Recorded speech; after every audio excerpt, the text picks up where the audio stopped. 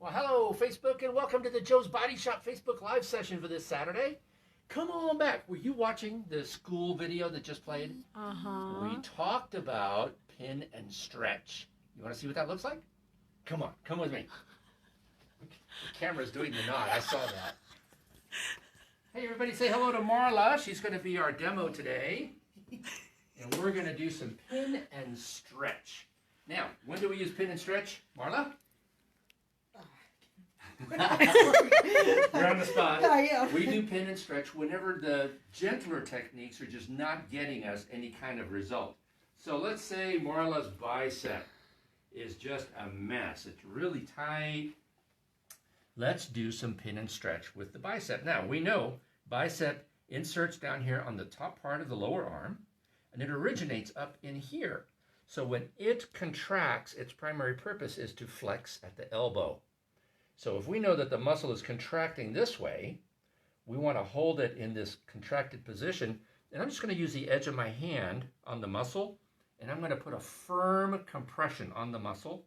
And then I'm going to pull the arm outward, and that is stretching the bicep underneath my pin. So from here, it's actually stretching. It's coming this way underneath there, and I'm basically clearing the tension out of the muscle. Let's show you what this looks like with a thumb.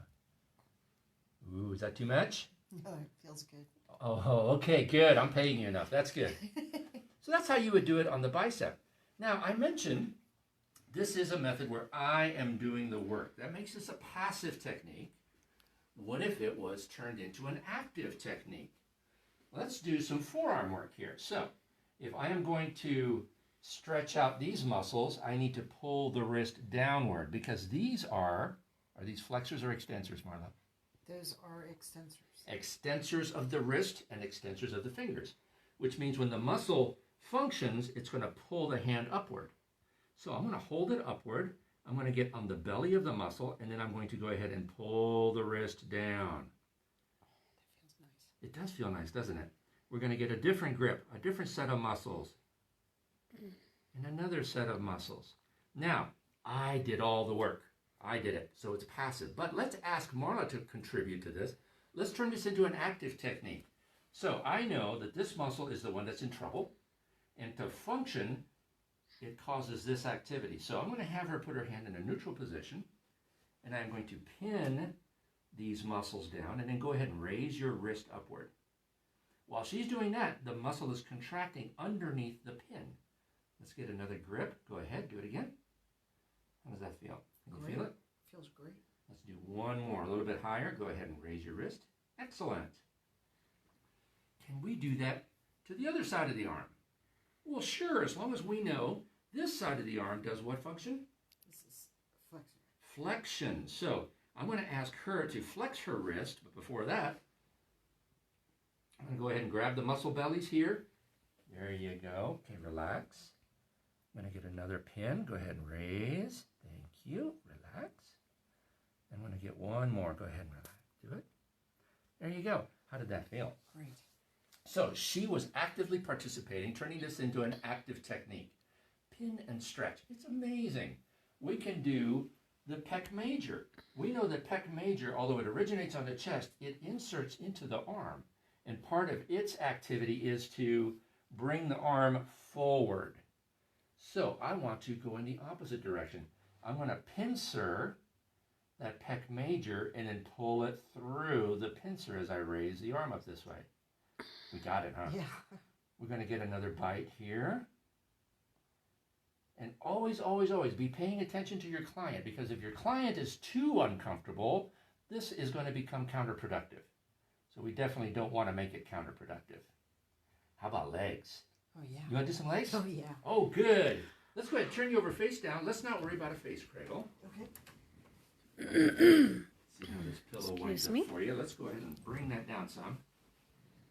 So, hamstrings, problem area for a lot of people. And just like the bicep in the arm, the hamstrings perform the function of flexion at the knee. So if this was the upper arm, lower arm, it's doing the same exact thing. So we want to, let's pin. Now we've got a bigger muscle, so we need to use a little bit more mass. pull that muscle through the pin. Pull it through the pin. How are we doing here, Marla? Great. Good. Now, if we wanted to turn this into a passive technique, what do? We know that the muscle is going to contract in this direction, so let's hold it up here. Go ahead and bring your leg up. And this would be active? This is an active pin and stretch. Again, can you feel that? Oh, yeah. Oh, yeah. Go ahead, one more time. Perfect. So we can do it passively and we can do it actively. How about, how many of you had problems with the sciatic referrals? Typically, the sciatic nerve can get entrapped in the lumbar area. It's called lumbago when that happens, but the symptoms are the same. You're going to get nervy sensations down the leg. But typically, the one that we massage professionals can actually work on, where the sciatic comes out from underneath the sacrum and it passes through the piriformis down to the leg, then it becomes piriformis syndrome, and we can have a lot of benefit there. What do we know about piriformis? It originates on the sacrum and in the obturator foramen, and it goes out to the greater trochanter. So its passageway is through here. And if that muscle is too tight, it's going to pinch that sciatic nerve. So knowing that when it functions, it's going to take the greater trochanter and rotate it this way. So it's going to create this kind of motion. It's a rotator of the hip. We're going to find the greater trochanter right there.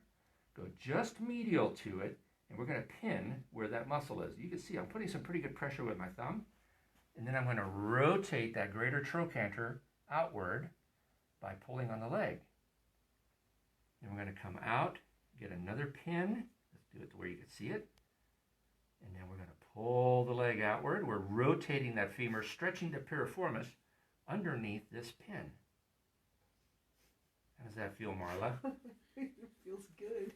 Feels good in a weird way, huh? Yeah. There you go. Let's soothe that. All right. Can we do this actively? What do you think, Marla? I'm new to this one. Okay, Active so would be fun. we know what the action is of the piriformis. It rotates the leg this way, does it not? Right. This is called lateral rotation because the knee is pointing more lateral. When we get that activity, that's a lateral rotator of the hip. It's going to rotate the leg laterally. And so we're going to ask you to rotate your leg laterally by bringing your inner side of your ankle towards this leg here. So go ahead. I'm going to hold it. There you go. That is piriformis engaging in here. Okay. So, knowing that it's going to shorten when she engages it, let's stretch it out. Let's do a pin right there. And go ahead and bring your leg medially. Or do a lateral rotation. Is that yummy? Yeah. It is yummy, huh? Let's do it again. Go ahead. Very good, Marla. You're good at this. Thanks. Good. One more. And so if you can visualize, the muscle is shortening this way, but I am pinning it so that the muscle has to pass underneath that pin and therefore stretching the muscle much deeper than you could with a passive stretch. Any questions? Oh, videographer? Not today. No. Do this with the camera. No, I'm good.